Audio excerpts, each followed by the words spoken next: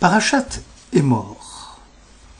L'Éternel parle à Moïse en ces termes, parle à Aaron, quelqu'un de ta postérité qui serait atteint d'une infirmité ne sera pas admis à offrir les pains de son Dieu. Car quiconque a une infirmité ne saurait être admis. Un individu aveugle ou boiteux, ayant le nez écrasé, ou des organes inégaux, ou celui qui serait estropié, soit du pied, soit de la main, ou un bossu ou un nain, celui qui a une tare dans l'œil, la gale sèche ou humide, ou les testicules broyés. On ne peut qu'être perplexe devant cette injonction faite à Aaron.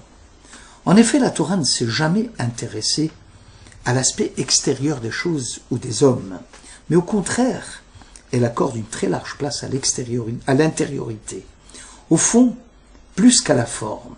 Et ceci est illustré par la citation biblique « Mensonge que la grâce, vanité que la beauté, la femme qui craint l'Éternel est seule digne de louange », dit les Proverbes, au chapitre 31.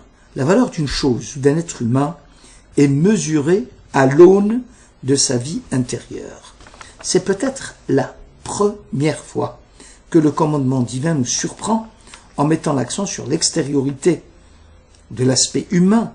Ainsi, un homme peut avoir toutes sortes de vertus intérieures, mais si, hélas, il présente une infirmité physique visible, alors il ne sera pas admis parmi ses frères les Kohanim à offrir les pains de Dieu dans le temple consacré à Dieu.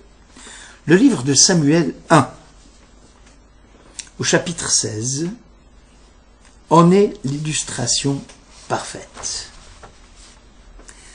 Samuel, dit la Bible, se rendit à Bethléem pour offrir un sacrifice à Dieu. Il invita Jessé et ses fils à la fête pour savoir qui sera sacré roi d'Israël.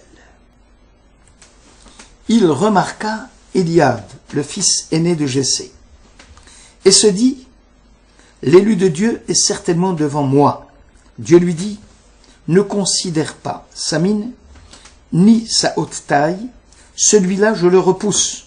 Ce que voit l'homme ne compte pas. L'homme ne voit que l'extérieur, mais Dieu regarde le cœur. » Alors comment comprendre qu'un Kohen appelé à servir Dieu soit rendu inapte suite à une infirmité physique? La Torah plus tard va frapper de nullité tout sacrifice animal infirme, et cela demeure cependant compréhensible. Peut-on imaginer une personne désirant offrir un sacrifice à Dieu en portant son choix sur un animal infirme? Cela serait une abomination aux yeux de Dieu, ce qui n'est pas le cas pour l'homme. Ce dernier frappé d'infirmité physique n'en demeure pas moins un homme de grande vertu, puisque le psalmiste au psaume 51 écrit « Toi, Éternel, tu ne souhaites pas de sacrifice. Je les offrirai volontiers à toi. Mais toi, tu ne prends pas plaisir, Éternel, à mes holocaustes. » Les sacrifices agréables à Dieu sont un esprit contrit, un cœur brisé et abattu, et ça, Dieu, tu ne peux pas les dédaigner. Pour comprendre cette section, nous allons faire appel aux fêtes de pèlerinage. 3 fois l'an, dit la Bible, tous les mâles paraîtront en présence du Seigneur ton Dieu dans l'endroit qu'il aura élu, à la fête des Azimes, à la fête des semailles et à la fête des tentes, c'est-à-dire aux 3 fêtes agricoles, celle du printemps, celle des moissons et celle des récoltes. Le rendez-vous avait pour finalité de ressentir profondément et intensément la présence divine grâce au spectacle grandiose qu'offraient les sacrifices des prêtres ou les chants des Lévites. On aurait pu penser que la période la plus propice à ce rendez-vous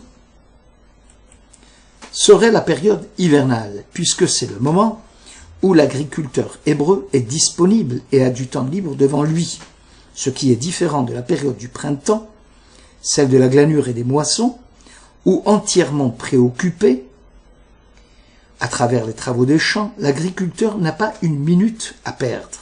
Or, c'est justement à ce moment-là que la Torah lui dit « Prends garde au mois de la germination, de te présenter devant Dieu avec femme et enfants. Tu immoleras ton sacrifice dans le lieu que l'Éternel aura choisi pour y fixer son nom. Tu célébreras la fête des semaines. Aussitôt qu'on mettra le faucille au blé, tu te réjouiras en présence de l'Éternel ton Dieu. Enfin, tu célébreras la fête des tentes quand tu rentreras les produits de ton aire et de ton pressoir. Tu fêteras ces 7 jours en l'honneur de l'Éternel ton Dieu dans le lieu qu'il aura choisi. Or, quitter les champs pour se précipiter à Jérusalem, n'est-ce pas risqué? Car les ennemis d'Israël, des pays limitrophes, peuvent profiter de cette vacance pour envahir le pays d'Israël. La Torah promet, aucun homme ne convoitera ta terre lorsque tu paraîtras devant l'Éternel ton Dieu. En résumé, cette mitzvah a lieu au moment même où la bénédiction réside dans la moisson, pour montrer, et dans la maison, pour montrer que le culte divin n'est pas seulement synonyme de dépendance vis-à-vis de Dieu en période de difficulté, mais aussi de piété associée à la profusion des richesses matérielles, où l'homme prend conscience de ses devoirs vis-à-vis de son Créateur. C'est en abandonnant son labeur, au moment où l'on a le plus besoin de lui, que l'être humain atteint le niveau le plus élevé dans la crainte authentique de Dieu. C'est à Jérusalem même, au milieu de toutes les rencontres avec les milliers de fidèles, que l'on s'approche réellement de Dieu. Aussi, on comprend aisément que celui qui n'est pas propriétaire terrien est dispensé de la mitzvah de pèlerinage, car ne peut manifester sa joie de tout laisser dans les champs pour venir se présenter devant Dieu. En bref, le culte de Dieu n'est pas un rajout, n'est pas un supplément à la vie, c'est l'essence même de la vie. Le Midrash sur la section Vayetze rapporte au nom de Rabbi Yochanan. Les mécréants manifestent leur dépendance vis-à-vis de leur divinité et comptent sur elle pour leur venir en aide, en position de demandeurs exigeants et en stature debout. Pharaon eut un songe, il se voyait debout au bord du fleuve, le fleuve étant le dieu de la richesse de l'Égypte. Le juste au contraire, servant Dieu, se tourne vers lui et sa piété est indépendante de la satisfaction ou non de la revendication matérielle. L'Éternel apparaissait au sommet de l'échelle de Jacob, c'est Dieu qui est debout et c'est l'homme qui est couché. Dans le premier cas, si le dévot n'est pas exaucé, il invectivera son Dieu et son roi. Dans le second cas, le juste se contentera de son sort en s'imputant le manque de zèle et l'objet de son culte. Dans le premier cas, sitôt exaucé, le mécréant cessera de s'adresser à sa divinité puisqu'il a été comblé. Dans le second cas, malgré l'abondance des richesses, le juste va muscler ses convictions religieuses en redoublant de piété. Le pèlerin qui montait à Jérusalem et qui avait abandonné ses champs, à la vue du spectacle des prêtres sacrificateurs dans le temple, était rempli de joie et d'émotion de voir des gens dévots, des grands érudits, prêts à tout sacrifier pour vivre en proximité de Dieu. Ce qui se présentait alors à son regard, à son attention, était capable d'éveiller en lui un sentiment de religiosité insoupçonné. Cela le remettait à flot dans sa dévotion à Dieu. Imaginons le fait que le pèlerin, arrivé au temple, se voyait infliger un spectacle de prêtres infirmes. Il ne pourrait s'empêcher alors de penser que le culte est le havre de personnes handicapées trouvant refuge dans la religion et que les personnes bien portantes n'avaient rien à voir avec le service de Dieu. Aussi la Torah va écarter les prêtres infirmes car le culte sacrificiel suppose un état de perfection morale, mais aussi physique. Cela ne signifie nullement que les prêtres infirmes étaient rejetés, mais étaient éloignés du culte, certes, mais ayant droit de consommer les parties des animaux consacrés à Dieu et destinés à la consommation des Kohanim. Dans le même ordre d'idées, la Torah a interdit aux prêtres d'être présents dans une tente mortuaire, puisque la mort rappelle la futilité de la vie et l'éphémère de l'existence humaine.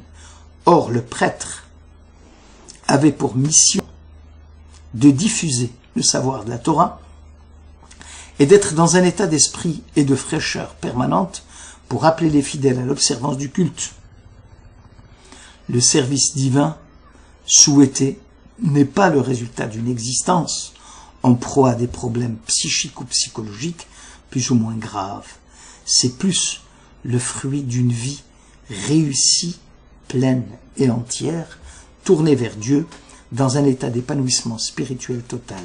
C'est ainsi qu'il faut comprendre le verset du psaume. T'achèves, Enoch, ad daka. Tu réduis le faible mortel en poussière, et tu lui dis, revenez à moi, fils de l'homme. Dieu accepte la repentance des hommes, même si celle-ci n'est que la conséquence des épreuves difficiles que l'homme traverse. Or, le véritable culte n'est pas là. Ce n'est pas Dieu qui est à la disposition de l'homme, mais c'est l'inverse. L'homme chargé d'une responsabilité élevée, puisque toutes ses actions se répercutent sur l'univers, s'attacher à Dieu, exalter le monde et l'entraîner dans sa propre ascension. Le Midrash d'ailleurs, sur la section est mort au chapitre 26, écrit « Parle ainsi à Aaron. Cela est conforme à la citation biblique, la crainte de l'Éternel dure éternellement. Selon Rabbi Lévi, le mérite d'Aaron de voir la paracha de Hémor relative au problème attenant aux morts, rattaché à son nom, provient de la crainte de Dieu que le saint pontife Aaron ressentait profondément. La mort a ce pouvoir